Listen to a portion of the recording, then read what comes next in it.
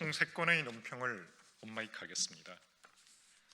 언론 장악 본격화, 대한민국이 자유민주 국가임을 부정하는 행태입니다. 방송통신위원회가 YTN의 최대 주주를 민영기업인 유진그룹으로 변경한 결정에 반발해 YTN 노동조합이 방통위를 상대로 제기한 소송에서 법원이 노조 손을 들어줬습니다. YTN 노조는 유진그룹의 최대 주주 자격 박탈을 요구하며 파업을 지속해왔습니다.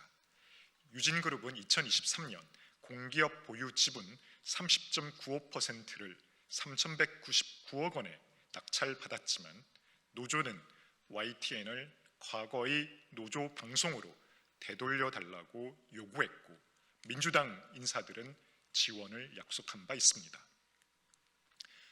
일개 방송 노조의 민원을 집권 여당이 나서서 지원을 약속한 것도 기이하지만 법원이 정권의 입맛에 맞는 결정을 내려 언론 노조 손에 YTN을 넘겨준 판결은 납득할 수 없는 결과입니다. 이미 이재명 정부 들어 방송사를 언론 노조에 넘기려는 시도가 끊임없이 벌어지고 있습니다. 민영방송인 YTN과 연합뉴스TV 사장과 보도 책임자를 3개월 안에 바꾸고 사장추천위원회 구성을 노조와 합의하라고 규정한 방송법을 통해 노조의 입맛에 맞는 사장을 임명할 수 있도록 만들었습니다. 민간 방송사장 교체는 명백한 헌법 위반입니다. 그럼에도 불구하고 민주당을 밀어준 언론 노조의 청구서에 이재명 정부와 민주당이 장단을 맞춘 결과로 방송 장악을 위한 시초가 됐습니다. 이재명 정권과 공동 운명체인 언론 노조의 손에 경영권과 방송 평성권을 넘겨주게 되면 24시간 뉴스를 보도하는 YTN은 정권 견제보다는 권력의 눈치만 보는 편파 방송만 반복할 것입니다. 결국 정치 편향적인 방송으로 국민들만 불편하게 만들 뿐입니다. 게다가 이재명 대통령은 방송미디어통신위원회 위원으로 유신한 법무법인 지양 변호사를 위촉했습니다. 류 변호사는 과거 이재명 대통령이 성남시장 시절 형사 고소를 대리했던 변호사로 전문성은커녕 끝없는 보훈 인사의 연속입니다. 방송 내용 등을 심의하는 방미통위는 엄정한 심의기구로서의 역할을 할 수 있도록 중립적인 전문 인력을 발탁해야 하는 자리입니다. 막중한 역할을 해 나가야 하는 자리에 이 대통령의 측근을 앉힌 것은 방송의 공정성과 언론의 자유를 깡그리 무시하겠다는 처사입니다. 방송을 이재명 정권 입맛에 길들이기 위해 이 대통령의 측근을 임명한 것으로 언론을 권력을 감시하는 파수꾼이 아니라 나팔수로 이용하겠다는 음흉한 속내를 드러낸 것입니다. 방송을 이재명 정권의 입맛에 맞게 길들이기 위해 이 대통령의 측근을 임명한 것으로 언론을 권력을 감시하는 파수꾼이 아니라 나팔수로 이용하겠다는 음흉한 속내를 드러낸 것입니다. 대한민국이 자유민주 국가임을 부정하는 행태를 가만히 지켜볼 수는 없습니다. 언론 통제와 장악의 욕망을 노골적으로 드러내고 있는 이재명 정권과 민주당의 법안마저 넘어간 것은 심히 유감스러운 일입니다.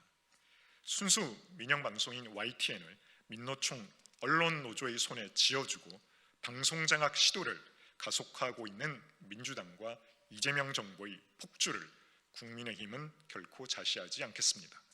국민과 함께 강력한 저항에 나서겠습니다.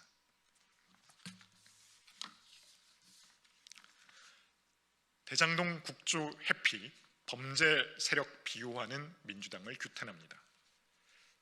대장동 항소 포기 사태에 대한 국정조사 실시 협상이 민주당의 회피로 또다시 좌절되었습니다. 국민의힘은 실체적 진실을 파헤치기 위해 민주당이 요구해온 불리한 조건을 사실상 전부 수용했습니다. 별도 국정조사 특위를 구성하지 말고 민주당 추미애 의원이 위원장을 맡고 있는 법사위원회에서 국정조사를 진행하자는 주장까지 그대로 받아들였습니다. 조사 내용 역시 민주당이 주장해온 검찰의 조작 수사, 조작 기소 의혹까지 포함하는 방안을 협의할 수 있다고 분명히 밝혔습니다. 조사 범위도 조사 방식도 진행 주체조차 민주당 뜻대로 다 열어주었는데도 협상을 거부하고 있습니다. 결국 민주당은 대장동 항소 포기 외압의 진실을 묻고 가겠다는 것으로 이재명 대통령과 이어질 가능성을 원천 봉쇄하겠다는 것입니다. 특히 민주당이 나경원 의원의 법사위 야당 간사 선임을 이유로 국정조사를 못한다는 주장은 그 자체로 개변입니다. 간사 선임은 국회 운영의 기본 절차이며 각 교섭 단체가 정한 간사를 상호 존중해온 관례이자 오랜 불문율입니다. 상대당의 간사 선임을 일방적으로 거부하는 것은 국회 운영의 근간을 무너뜨리는 초유의 행태입니다. 이를 대장동 국정조사 회피의 명분으로 삼는 것은 국민을 기만하는 행위이자 생트집만 잡는 꼴입니다. 대장동 사건은 3억 5천만 원을 투자한 업자들이 성남시 수뇌부의 특혜로 사업자 지위를 확보하고 개발이익 7,800여 원을 독식한 단군 일의 최악의 범죄입니다. 1심 판결 직후 검찰 수사팀도 이들의 범죄 이익 환수를 위한 항소 필요성을 공식 보고했습니다. 그러나 항소 마감날 법무부와 검찰 수뇌부가 항소장 제출을 막았습니다. 그 결과 이재명 대통령과 직간접적으로 연관되어 있는 대장동 일당은 범죄 수익을 그대로 손에 쥐었습니다. 국민은 누가 항소 포기를 지시했는지, 왜 범죄자들에게 이익이 돌아가게 했는지 묻고 있지만 대장동 변호사를 자처하는 민주당은 끝내 침묵으로 일관하고 있습니다. 민주당은 더 이상 진실 앞에 도망치지 말고 대장동 항소 포기 국정조사 요구에 답해야 합니다. 국정조사를 거부하면 할수록 범죄 수익 한수를 가로막는 공범임을 인정하고 있다는 사실을 잊지 마시길 바랍니다. 국정조사를 거부하면 할수록 범죄 수익 한수를 가로막는 공범임을 인정하고 있다는 사실을 잊지 마시기 바랍니다.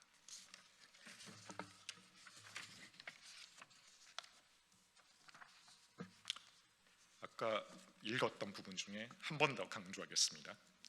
결국 민주당은 대장동 항소 포기 외압의 진실을 묻고 가겠다는 것으로 이재명 대통령과 이어질 가능성을 원천 봉쇄하겠다는 전략입니다. 이재명 정권 하청기구로 전락한 감사원 정권 입맛에 따라 감사 결과와 방향을 손바닥 뒤집듯 바꾸는 악습을 반복하며 스스로 공정성과 신뢰를 무너뜨리고 있습니다. 최근 감사원 운영쇄신 TF가 윤석열 정부 시절 감사를 주도했던 최재해 전 감사원장과 유병호 감사위원을 직권남용 및 군사기밀 누설 혐의로 고발한 데 이어 윤석열 정부의 의대 정원 정책마저 논리적 정합성 결여를 이유로 공개 비판하고 나섰습니다. 정권이 바뀔 때마다 감사 결과를 바꾸더니 급기야 국민의 생명과 건강권이 달린 국가적, 시대적 과제를 수행하기 위한 정책마저 꼬투리를 잡는 것입니까? 감사원은 이재명 정권의 충실한 사냥게임을 자인한 격이며 정권의 지령에 따라 움직인다는 의혹을 스스로 증명했습니다. 감사원은 헌법 제97조에 따라 행정부의 회계감사 및 직무감찰을 통해 행정의 투명성과 효율성을 담보하는 최후의 보루입니다.